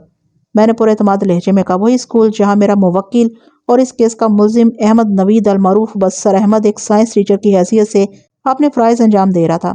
मैंने जज की जानिब देखते हुए अपनी बात को आगे बढ़ाया। मैंने पिछली पेशी पर प्रिंसिपल साहब की गवाही का जिक्र किया था। जज ने सर को सबाती जुम्बश दी तो इम्तियाज़ हुसैन विटनेस स्टैंड पर पहुंचकर उसका बयान हल्फी रिकॉर्ड हो चुका तो मैं जिरा के लिए उसके नज़दीक पहुंच गया। सर, मैंने प्रिंसिपल के चेहरे पर निगाह जमाकर अपने काम का आगाज़ किया। मैं जानता हूँ आप बहुत मसरूफ़ इंसान हैं, इसलिए मैं आपका ज़्यादा वक्त नहीं लूँगा। मैंने आपको यहाँ सिर्फ एक सवाल के जवाब के लिए बुलाया है। उम्मीद है आप सच को अदालत में बयान करते हुए किसी तरद्दुद या हिचकिचाहट का मुजाहरा नहीं करेंगे। क्यों नहीं, ज़रूर, वो ठहरे हुए लहजे में बोला। आप मुझसे जो भी पूछेंगे मैं उसका 100% दुरुस्त जवाब दूंगा। वेरी गुड, मैंने तौसीफी नज़र से उसे देखा और कहा, सर अहमद नवीद काफ़ी अरसे से आपके स्कूल में पढ़ा रहे थे। आप उनके माजी और हाल से बखूबी वाकिफ़ हैं कि आपको ये मालूम है कि सर अहमद का शुमार उन टीचर्स में होता है एजुकेशन डिपार्टमेंट जिनसे पेपर्स तैयार कराने का काम लेता है। मेरा इशारा पेपर सेंटर्स की तरफ है। हरगिज़ नहीं, वो पूरी कतईयत से नफ़ी में गर्दन हिलाते हुए बोला। सर अहमद का पेपर सेंटर होना एक नामुमकिन बात है वकील साहब, इसकी एक तकनीकी वजह है।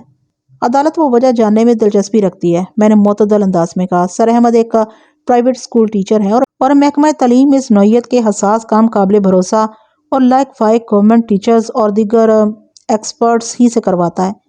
प्रिंसिपल इम्तियाज़ हुसैन ने दो टोका लहजे में जवाब दिया। लिहाजा इस बात में कोई हकीकत नहीं कि सर अहमद से पेपर्स सेट करने का काम लिया जाता होगा। बहुत शुक्रिया प्रिंसिपल साहब, मैंने ममनूनियत भरे लहजे में कहा। फिर जज की तरफ देखते हुए इन अल्फाज में इजाफा कर दिया, that's all your honour. Prosecution. जज ने वकील सगासा से इस्तिफसार किया। आप सफाई के गवाह से कुछ पूछना चाहेंगे? एक मरतबा फिर उसकी गर्दन ने नफ़ी में हरकत की और शिकस्त खुर्दा आवाज में उसने जवाब दिया, नो सर। उसके बाद इस सगासा की जानिब से 4 गवाह पेश किए गए, जिनमें से 2 आबिद और मकसूद तो उसी बिल्डिंग के रिहायशी थे जहां मुल्जिम एक किराएदार की हैसियत से रहता था और बाकी 2 अफराद अली नवाब और आलमगीर का ताल्लुक उसी गली से था। ये चारों अफराद बाबर अली की चीखों पुकार के नतीजे में अहमद अकेडमी में घुसे थे। वो लोग इस वाक़े के बारे में इतना ही जानते थे जितना बाबर अली ने उन्हें रोते हुए बताया था। उनमें से कोई एक भी मुल्जिम की किसी बदफेली का यानी शाहिद नहीं था। मेरी नज़र में आबिद, मकसूद, अली नवाब और आलमगीर के बयानात इस सगासा के लिए फ़ायदेमंद थे और ना ही डिफेंस के लिए नुकसानदेह, खासतौर पर इन हालात की रोशनी में जो मैंने रिजवान खान और इम्तियाज़ हुसैन की भारी गवाही से पैदा कर दी थे। चुनांचे मैंने इन चारों सूदो ज़िया से मुबर्रा गवाहों पर ज़्यादा वक्त सर्फ करना मुनासिब न समझा और उन्हें चंद मिनट में फारिग कर दिया था। अदालत का वक्त ख़त्म होने में सिर्फ 5 मिनट बाकी रह गए थे। लिहाजा जज ने अगली तारीख देने से पहले वकील सगासा से सवाल किया, آئندہ پیشی پر آپ اپنے گواہوں کو نپٹا دیں گے نا؟ یس سر، وہ بڑے جوش سے بولا۔ اگلی پیشی پر میں استغاثہ کے ایک ایسے گواہ کو عدالت میں بلانے والا ہوں جو ملزم کے کالے کرتوتوں کا پردہ فاش کر دے گا۔ وہ شخص ملزم کو بچپن سے جانتا ہے، اس کی اس کبھی عادت کو بھی، جس نے اس بد کردار انسان کو بالآخر عدالت میں گھسیٹ لیا ہے۔ یہی وجہ ہے کہ اس وقت یہ بھری عدالت میں گردن جھکائے کھڑا ہے۔ اسے اپنے کیے پر شرمندگی ہے، مگر وہی بات کہ اپنا گناہ تسلیم کرنے کا حوصلہ اور ظرف کسی میں ہوتا ہے، جو کہ اس بندے میں تو بالکل نہیں ہے۔ جج کے ایک سیدھے سادے سوال کے جواب میں وکیل استغاثہ نے گویا ایک تقریر کر ڈالی تھی۔ یہ اس گھٹن کا نتیجہ تھی جو میں نے موجودہ اور گزشتہ 2 پیشیوں پر باللاغ و بالدریغ جرا کر کے اس کے اندر بھر دی تھی۔ وکیل استغاثہ کے طویل جواب کے بعد جج نے مجھ سے پوچھا، بیگ صاحب آپ کے جو گواہ باقی رہ گئے انہیں اگلی پیشی پر بلا لیں۔ یہ عدالت جلد از جلد اس کیس کو کسی کنارے لگا دیکھنا چاہتی ہے۔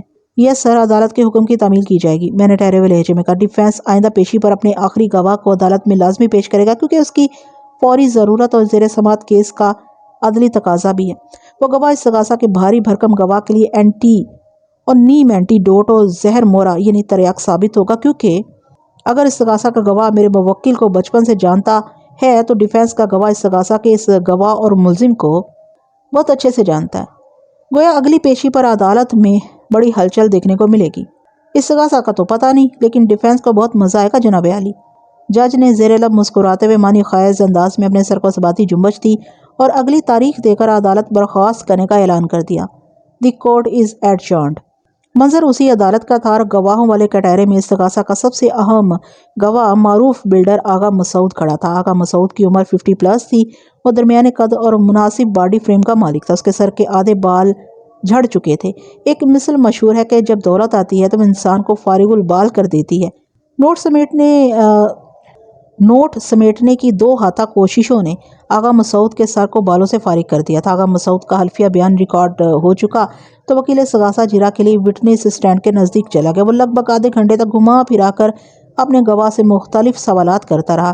اس جرا کا لب لباب یہ تھا کہ گواہ ملزم کو بچپن سے جانتا ہے، وہ ایک ساتھ کھیل کود کر بڑے ہوئے تھے، حتیٰ کہ کالج کے زمانے تک وہ ایک دوسرے کے کلاس فیلو بھی رہے تھے، اور پھر ان کے شعبے اور راہیں جدا ہو گئیں۔ سوال و جواب کا فوکس صرف ایک نقطے پر تھا کہ ملزم اپنے بچپن ہی سے اس بدفعلی کا شوقین اور عادی رہا تھا جس کے الزام میں وہ ایک ملزم کی حیثیت سے اس وقت عدالت میں موجود تھا، وغیرہ۔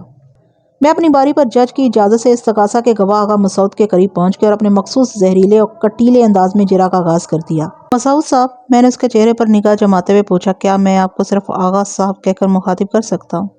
میرا پورا نام آغا مسعود احمد ہے۔ وہ معتدل انداز میں بولا، مجھے آغا صاحب کہیں، آغا مسعود یا پھر مسعود احمد، اسے کوئی فرق نہیں پڑتا۔ میں آپ کی اس روشن خیالی اور دریا دلی کے لیے بہت مشکور ہوں آغا صاحب، میں نے گہری سنجیدگی سے کہا، پھر بابر علی کی جانب اشارہ کرتے ہوئے دریافت کیا، کیا اس نوجوان کو جانتے ہیں؟ ذاتی طور پر تو نہیں جانتا، لیکن اتنا مجھے معلوم ہے کہ ملزم نے اس پر کون سا ظلم توڑنے کی کوشش کی تھی اور آپ اسی سلسلے میں گواہی دینے عدالت میں حاضر ہوئے ہیں۔ میں نے کہا، آپ کو یقین ہے کہ ملزم نے واقعتاً اس نوجوان کو اپنی مذموم خواہش کی بھینٹ چڑھانے کی کوشش کی تھی؟ جی بالکل، اس نے متصر جواب دیا۔ آپ اس شہر کے معروف بلڈر ہیں آغا صاحب؟ میں نے جرا کے سلسلے کو دھیرے دھیرے آگے بڑھاتے ہوئے کہا، آپ کے نصف درجن پروجیکٹس پر اس وقت تعمیراتی کام جاری ہے۔ اتنے بڑے سیٹ اپ کو مینیج کرنے کے لیے آپ نے درجنوں ہنرمند افراد کو اپنے ہاں روزگار فراہم کر رکھا ہے۔ آپ کے سٹاف میں ایک صاحب ہوتے ہیں، درمیانہ قد، گھنی مونچھیں، چہرے پر زخم کا نشان اور توند کسی مٹکے کو شرماتی ہوئی۔ کچھ یاد آ رہا ہے آغا صاحب؟ آپ عقیل عباسی کی بات کر رہے ہیں؟ ہاں بالکل، میں نے تصدیقی انداز میں کہا۔ ہاں، میں عباسی صاحب کو کافی عرصے سے جانتا ہوں۔ وہ اس بات میں سر ہلاتے ہوئے بولا، وہ میری کنسٹرکشن کمپنی میں سائٹ سپروائزر کی حیثیت سے کام کرتے ہیں۔ آپ کا بہت بہت شکریہ آغا صاحب۔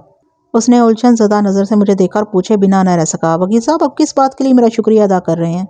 اس بات کے لیے کہ آپ نے عقیل عباسی کو پہچاننے سے انکار نہیں کیا، میں نے معنی خیز انداز میں کہا، حالانکہ اگر آپ ایسا کرتے تو اس میں آپ ہی کا فائدہ تھا۔ آپ کی بات میری سمجھ میں نہیں آئی وکیل صاحب، ورنہ گواری سے مجھے دیکھتے ہوئے بولا، کیا آپ اس بات کی وضاحت کریں گے؟ آبجیکشن یور آنر، قبل اس کے کہ میں گواہ کی الجھن کو سلجھن میں بدلنے کی کوئی سبیل نکالتا، وکیل استغاثہ ہمارے بیچ کسی ریسلنگ ریفری کے مانند کود پڑا۔ ڈیفینس استغاثہ کے معزز گواہ کو ادھر ادھر کی غیر متعلق باتوں میں الجھا کر عدالت کی کارروائی کو ڈی ٹریک کرنے کے لیے تاخیری حربے استعمال کرنے کی کوشش کر رہا ہے، اسے ایسی حرکت سے باز رہنے کی تاکید کی جائے۔ ڈیفینس جج نے مجھ سے مخاطب ہوتے ہوئے پوچھا، کیا آپ کے استفسارات کا زیر سماعت مقدمے سے کوئی تعلق ہے؟ بہت گہرا تعلق ہے جناب عالی، میں نے ایک لفظ پر دباؤ ڈالتے ہوئے جواب دیا، اتنا گہرا کہ میری وضاحت کے بغیر اس کی گہرائی کو ناپنا ممکن نہیں ہے۔ آپ کو عدالت وضاحت کا موقع دے رہی ہے۔ جج نے فراغ دلی کا مظاہرہ کرتے ہوئے کہا، تھینک یو یور آنر۔ میں نے گردن کی ہلکی سی اثباتی جنبش سے جج کا شکریہ ادا کیا، پھر وضاحت کرتے ہوئے کہا، جناب عالی، اس کیس میں استغاثہ کے مطابق مفعول اور میرے مطابق دروغ نوجوان بابر علی محروم الوالد ہے۔ اس کے باب عبدالعزیز کے انتقال کو کافی عرصہ گزر چکا ہے۔ اس کی والدہ جمیلہ خاتون ایک عمر رسیدہ اور معذور عورت ہے۔ لمحاتی توقف کر کے میں نے بابر علی کی طرف دیکھا اور پوچھا، برخودار میں غلط تو نہیں کہہ رہا؟ اس نے میرے بیان کی تصدیق کر دی۔ جناب عالی، میں نے دوبارہ جج کی طرف متوجہ ہوتے ہوئے کہا، یعنی اس گھر کی معیشت کو چلانے کا کوئی بندوبست نہیں ہے، اور اب بابر میٹرک کا اسٹوڈنٹ بھی ہے، اس کے اپنے تعلیمی اخراجات ہیں۔ ایسے میں نے ڈرامائی انداز میں توقف کیا، پھر اپنی بات کو آگے بڑھاتے ہوئے کہا، ایسے میں اس دنیا میں ایک ایسا شخص بھی موجود ہے جو ہر ماہ باقاعدگی کے ساتھ اس فیملی کی مالی مدد کرتا ہے۔ اس نیک دل انسان کا نام ہے عقیل عباسی، جو رشتے میں بابر علی کا اکلوتا اور سگا ماموں لگتا ہے۔ وہ استغاثہ کے معزز گواہ آغا صاحب کی کنسٹرکشن کمپنی میں سائٹ سپروائزر کی حیثیت سے عرصہ دراز سے کام کر رہا ہے، لیکن حیرت کی بات یہ ہے کہ آغا صاحب اپنے دیرینہ ملازم کے اکلوتے بھانجے کو پہچاننے سے انکاری ہیں۔ اس کے بعد تو میرا سوال بلکہ سوالات اٹھانا بنتا نہیں نا جناب عالی۔ اوور رولڈ، جج نے ٹھوس انداز میں کہا، پھر میری طرف دیکھتے ہوئے ان الفاظ میں اضافہ کر دی، ڈیفینس پلیز کنٹینیو۔ آغا صاحب، اس کے بعد تو میں استغاثہ کے گواہ آغا مسعود کی جان کو آ گیا۔ یہ کتنی عجیب بات ہے کہ آپ عقیل عباسی کو تو جانتے ہیں لیکن اس کے اکلوتے بھانجے بابر علی کو نہیں جانتے۔ کیا معزز عدالت کو اپنی اس گڑبڑ گوٹالہ جانکاری کا سبب بتانا پسند کریں گے؟ اس کے چہرے پر ایک رنگ سا آ کر گزر گیا۔ جلدی سے اس کو سنبھالتے ہوئے اس نے جھنجھلاہٹ بھرے لہجے میں کہا، وکیل صاحب، میں اپنے کام سے کام رکھنے والا انسان ہوں اور بہت مصروف بھی، اس لیے میں اپنے ملازمین کے فیملی ایشوز سے کوئی دلچسپی نہیں رکھتا۔ امید ہے اب آپ کی حیرت رفع ہو گئی ہوگی۔ ہرگز نہیں آغا صاحب، میں نے ترکی بات ترکی کہا، رفع حیرت کے لیے ہم دونوں کو مل کر چند پاپڑ بیلنا ہوں گے۔ اس نے الجھن زدہ سوالیہ نظر سے مجھے دیکھا لیکن کچھ بولا نہیں، لیکن اس موقع پر میرے لیے خاموش رہنا ممکن نہیں تھا، اس لیے میں نے اس پر چڑھائی کر دی۔ آغا صاحب، بابر علی کئی بار آپ کی کنسٹرکشن کمپنی کے آفس بھی آ چکا ہے، لہٰذا آپ اس سے عدم شناسائی کا اظہار نہیں کر سکتے۔ وہ چالاکی سے بولا، میرے آفس میں تو روزانہ درجنوں افراد کا آنا اور جانا ہوتا ہے، میں سب کے چہروں کو یاد نہیں رکھ سکتا۔ عقیل عباسی نے متعدد بار آپ سے اپنی بہن جمیلہ خاتون کے گھریلو حالات کا ذکر کر کے مالی مدد حاصل کی ہے۔ میں نے ایک نئی رسی سے اسے باندھنے کی صحیح کی، اور آپ نے کبھی عقیل عباسی کو مایوس نہیں کیا، حتیٰ کہ وہ اپنے بھانجے کے تعلیمی اخراجات کا رونا بھی روتا رہتا تھا۔ میں بابر علی عرف مظلوم و مفعول بچے کی بات کر رہا ہوں۔ میں بہت سے ضرورت مندوں کی مالی معاونت کرتا رہتا ہوں، لیکن میں نے کبھی اپنے اس نیک عمل کا چرچا نہیں کیا۔ وہ معتدل انداز میں بولا، یہ تو آپ بہت اچھا کرتے ہیں آغا صاحب۔ میں نے عام سے لہجے میں کہا، سیانے کہہ گئے ہیں، کسی کی مدد ایسے کرو کہ ایک ہاتھ دے تو دوسرے ہاتھ کو اس کی خبر نہ ہو۔ میں نے اس کی آنکھوں میں جھانکا، پھر سرسراتی ہوئی آواز میں کہا، لیکن آخری مرتبہ میرا مطلب ہے، اس کیس کے عدالت میں آنے سے چند روز قبل آپ نے مبلغ 5,000 روپے سکہ رائج الوقت بابر علی کو کسی نیکی کی مد میں نہیں دیے تھے، بلکہ وہ رقم ایک خطرناک کام کا معاوضہ تھی جو آپ اپنی بیوی سلمہ کی خواہش پر بابر علی سے لینا چاہتے تھے۔ یہ بے وقوف نوجوان ایک تگڑی رقم کے لالچ میں آپ کے ناپاک منصوبے کا شکار ہو گیا۔ اس نے آپ کے ہاتھوں کا کھلونا بن کر ایک معزز اور محترم باکردار استاد پر ایسا گھناؤنا الزام لگایا کہ جس کے نتیجے میں اس وقت ہم سب عدالت میں موجود ہیں۔ آپ بکواس کر رہے ہیں۔ وہ اچانک پھٹ پڑا، میں نے اس بچے کو کسی بھی کام کے لیے 5,000 روپے نہیں دیے، آپ خواہ مجھے گھیرنے کی کوشش کر رہے ہیں۔ میں نے اس کی لغویات پر برہم ہونے کی بجائے نہایت ہی سنجیدہ تنبیہ کرنے والے انداز میں کہا، آغا مسعود، میں تم سے ان 5,000 روپوں کا حساب بعد میں کروں گا۔ موجودہ صورتحال کے تقاضوں کو دیکھتے ہوئے آپ سے تم پر آنا لازمی ٹھہرا تھا۔ فی الحال میں تمہاری وسیع جانکاری کا آپریشن کلین اپ کرنے کا ارادہ رکھتا ہوں۔ وہ فکر مندی سے مجھے تکنے لگا۔ ایک بات تو بالکل واضح تھی کہ میری کڑی جرح نے اس کے طاغوتی پاپائے استقامت میں لرزش پیدا کر دی تھی۔ وہ بار بار پسینہ پونچھتے ہوئے امداد طلب نظر سے وکیل استغاثہ کو دیکھ رہا تھا، لیکن میں وکیل سرکار کو کسی غیر نصابی سرگرمی کا موقع دینے کا روادار نہیں تھا، اس لیے میں نے طوفانی انداز میں آغا مسعود پر دھاوا بول دیا۔ تم نے وکیل استغاثہ کی جرح کے جواب میں ملزم سے اپنی پہچان اور جانکاری کے ذیل میں زمین آسمان ایک کر دی، لیکن تمہارا زور صرف اور صرف اس بات پر رہا ہے کہ ملزم بچپن ہی سے ایک غیر اخلاقی عادت میں مبتلا رہا ہے، اور وقت کے ساتھ ساتھ وہ عادت بد اتنی پختہ ہو چکی ہے کہ اس عمر میں بھی وہ اس کبھی فعل سے نجات حاصل نہیں کر سکا۔ میں نے کڑے لہجے میں کہا، حالانکہ تم دونوں کے بچپن اور جوانی میں اور بھی بہت سارے ایسے معاملات ہیں جن کا تم نے ہلکا سا بھی ذکر کرنا ضروری نہیں سمجھا، کیونکہ ان واقعات سے تمہاری اصلیت کھل جانے کا اندیشہ تھا، اور میری زندگی میں ایسا کچھ بھی نہیں ہے کہ جسے چھپانا میری مجبوری بن جائے۔ وہ قطع کلامی کرتے ہوئے برہمی سے بولا، پتہ نہیں آپ کیا اول فول اور اول جلول بولے جا رہے ہیں، سب پتہ چل جائے گا کہ میں تمہیں کیا یاد دلانے کی کوشش کر رہا ہوں۔ میں نے اسے گھورا، جیسا کہ تم نے وکیل استغاثہ کو بتایا ہے کہ ملزم کے ساتھ کھیلنے کودنے والا کوئی بھی بچہ اس کے شر سے محفوظ نہیں تھا، کیا تم معزز عدالت کو بتانا پسند کرو گے کہ تم کتنی بار ملزم کے ظلم کا شکار ہوئے تھے؟ ایک بار بھی نہیں۔ وہ غصے سے لال پیلا ہوتے ہوئے بولا، اگر یہ مجھ پر ٹرائی مارتا تو میں اس کا منہ توڑ ڈالتا۔ تو تم معزز عدالت کو یہ بتانے کی کوشش کر رہے ہو کہ دوسرے بچوں کے ہاتھ میں سلامت ہے اور نہ ہی ان کے جسم میں اتنی طاقت تھی کہ تمہاری طرح وہ بھی ملزم کا منہ توڑ ڈالتے؟ میں آپ کے سوال کا جواب دینے کا پابند نہیں ہوں۔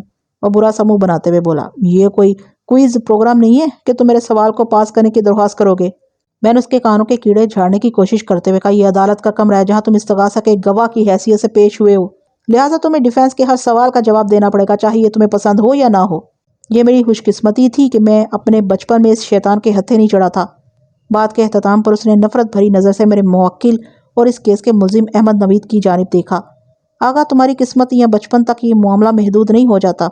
میں نے اس کے چہرے پر نگاہ ٹکا کر کڑے لہجے میں کہا، تم لوگوں کا ساتھ تو کالج کے زمانے تک رہا ہے، تمہارا یہ بھی دعویٰ ہے کہ یہ عادت حبیثہ گود سے گود تک انسان کے ساتھ جاتی ہے، کیا تم اتنے ہی لکی تھے کہ ملزم ایک بار بھی تمہیں زیر کرنے میں کامیاب نہیں ہو پایا؟ بتایا تو ہے، یہ میری خوش قسمتی کا کمال ہے۔ چلو میں تمہاری خوش قسمتی کا بھی لیبارٹری ٹیسٹ کر لیتا ہوں۔ میں نے اس کی آنکھوں میں جھانکتے ہوئے سخت لہجے میں کہا، میں تمہارا نادیدہ ذائچہ بنانے جا رہا ہوں، تیار ہو جاؤ۔ آپ میرا ذائچہ کیسے نکال سکتے ہیں؟ وہ الجھن بھری حیرت سے مستفسر ہوا، آپ کو میرے کوائف کا تو علم ہی نہیں ہے۔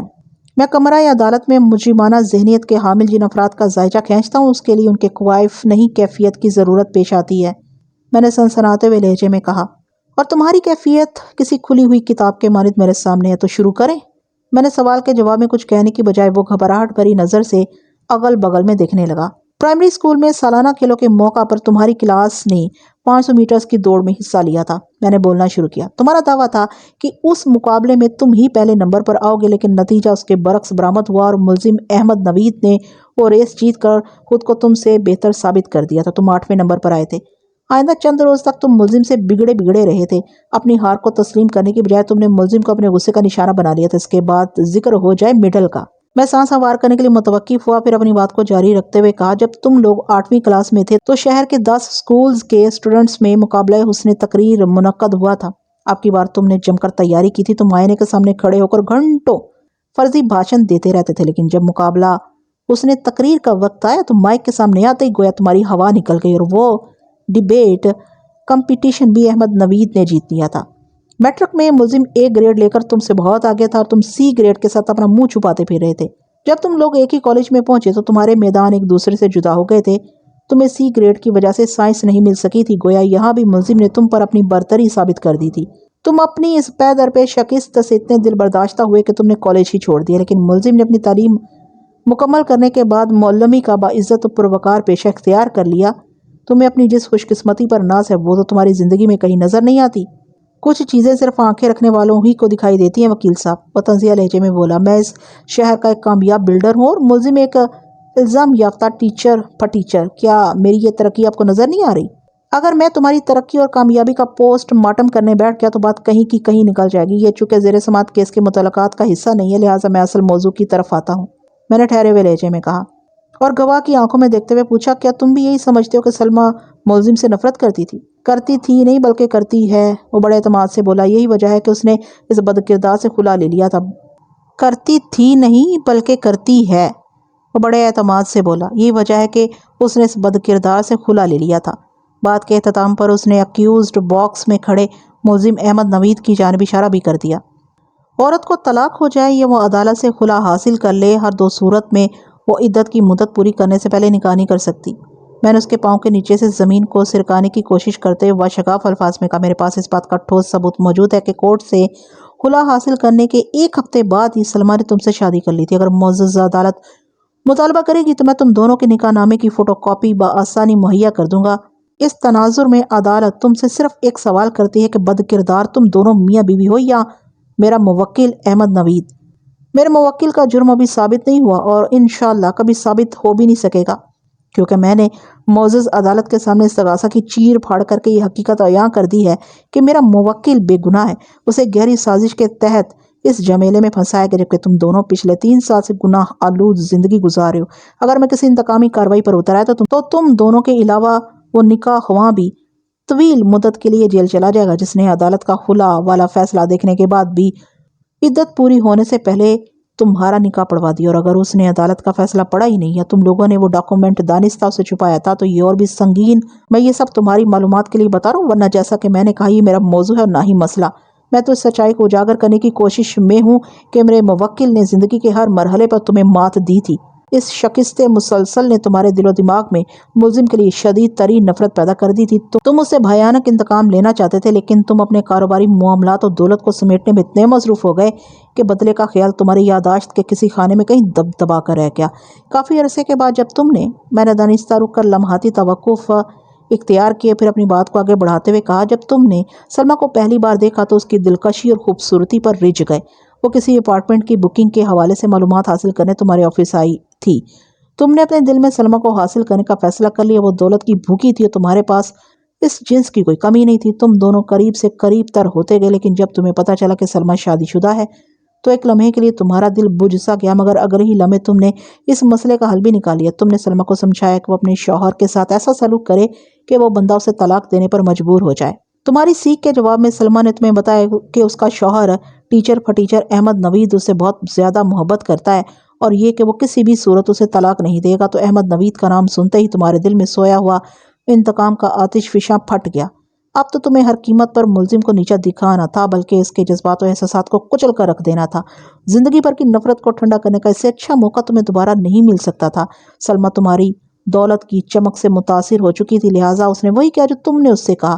خلا کی وجہ بھی تمہارا ہی آئیڈیا تھا۔ بالآخر تم ملزم کی محبت کو چھین کر اسے زندگی بھر کی ناکامی کا بدلہ لینے میں تو کامیاب ہو گئے، مگر تمہارے دل کی قدورت اور دماغی غلاظت کو قرار نہ آیا، اور 3 سال کے بعد افطرا پردازی پر اتر آئے۔ تم نے بابر علی کو 5,000 روپے میں خرید کر ایسا گھنونا کھیل کھیلنے پر مجبور کیا جس کے نتیجے میں میرا موکل یا تو خودکشی کر لے اور یا پھر زندگی بھر اپنی ہی نگاہ میں گر کر گندی نالی کے کیڑے ایسی حیثیت اختیار کر لے۔ لیکن تمہاری بدبختی کے احمد نوید کا کیس میرے ہاتھ میں آ گیا۔ اب صورتحال یہ ہے کہ تمہارا یہ خریدا ہوا بچہ جمورہ بابر علی تو سیکشن 51، 52A، 191، 192 اور 193 کے تحت ایک لمبے عرصے کے لیے جیل جائے گا، اور تم دونوں میاں بیوی میرے موکل کے خلاف ایک سنگین سازش بننے کے علاوہ اللہ کے قانون کو توڑنے کے بھی مرتکب ہوئے ہو۔ اگر تم دونوں پر حدود آرڈیننس کا اطلاق ہو گیا تو اس کے بعد میں صرف یہی کہہ سکتا ہوں کہ حجت تمام ہوئی۔ اس سے آگے ہے بلا بلا بلا۔ پھر میں نے اپنا روئے سخن جج کی طرف پھیرا اور نہایت ہی ٹھہرے ہوئے لہجے میں کہا، جناب عالی، مجھے گواہ آغا مسعود سے اور کچھ نہیں پوچھنا۔ اب میں صفائی کے گواہ عبدالکریم کو پیش کرنے کی اجازت چاہوں گا۔ عبدالکریم اس شہر کی ایک بااثر سماجی شخصیت ہے اور وہ کلاس 1 سے کالج تک آغا مسعود احمد نوید کے ساتھ رہے ہیں۔ وہ اس حقیقت سے پردہ اٹھا دیں گے کہ میرے موکل پر لگایا ہوا الزام سچا ہے یا وہ آغا مسعود اور اس کی بیوی سلمیٰ کی ملی بھگت کا شکار ہوا ہے۔ عبدالکریم ملزم اور آغا مسعود کو بچپن سے جانتے ہیں اور وہ دونوں کی ایک ایک اچھائی اور برائی سے بھی بخوبی واقف ہیں۔ آئندہ 10 منٹ میں عبدالکریم نے میرے موکل کے حق میں گواہی دے دی۔ اس کے بعد جج نے آغا مسعود کی طرف دیکھتے ہوئے درشت لہجے میں استفسار کیا، مسٹر آغا، آپ اپنے دفاع میں کچھ کہنا چاہیں گے؟ آغا مسعود نے کھنکار کا گلا صاف کیا، لیکن قبل اس کے کہ وہ اپنے منہ سے ایک لفظ بھی نکالتا، بابر علی کی چیخ سے متشابہ آواز کمرہ عدالت میں گونجی۔ وہ فریادی لہجے میں جج سے مخاطب تھا، سر مجھ سے غلطی ہو گئی، میں 5,000 کے لالچ میں آ گیا تھا۔ میں آغا صاحب کے پیسے واپس کرنے کو تیار ہوں، مجھے جیل نہیں جانا، پلیز مجھے معاف کر دیں۔ میں قسم کھا کر کہتا ہوں سر احمد بے قصور ہے، میں نے یہ شیطانی ڈرامہ آغا صاحب کے کہنے پر کیا تھا، مجھے معلوم نہیں تھا کہ اس کے اتنے بھیانک نتائج بھی ہو سکتے ہیں۔ اس کے بعد وہ باقاعدہ بلک بلک کر رونے لگا۔ بابر علی ان لمحات میں واقعتاً ایک یتیم اور مظلوم بچہ ہی نظر آ رہا تھا۔ اس نے اقبال جرم کر کے نہ صرف آغا مسعود اور سلمیٰ کے لیے سنگین مشکلات کھڑی کر دی تھی، بلکہ صحیح معنوں میں حجت تمام کا حق بھی ادا کر دیا تھا۔ میں نے رفتہ رفتہ ٹھوس دلائل کی مدد سے استغاثہ کے گرد اپنا حلقہ اس طرح تنگ کر دیا تھا کہ اس موقع پر اس کے لیے سانس لینا دشوار ہو رہا تھا۔ وہ میری مخالفت میں زبان کیا کھولتا۔ یہ بتانے کی ضرورت نہیں کہ آئندہ پیشی پر عدالت نے میرے موکل احمد نوید کو باعزت بری کر دیا تھا۔ امید کرتی ہوں کہ آپ کو مرزا صاحب کا یہ کیس بھی بہت پسند آیا ہوگا۔ پسند آیا تو لائک کرنا، ویڈیو کو ہرگز مت بھولیے گا، اور چینل کو سبسکرائب بھی کر لیجیے گا جنہوں نے ابھی تک چینل کو سبسکرائب نہیں کیا، اور کمنٹ ضرور کیجیے گا، اور مجھے اجازت دیجیے ایسے ہی کسی دلچسپ کیس تک کے لیے۔ اللہ حافظ۔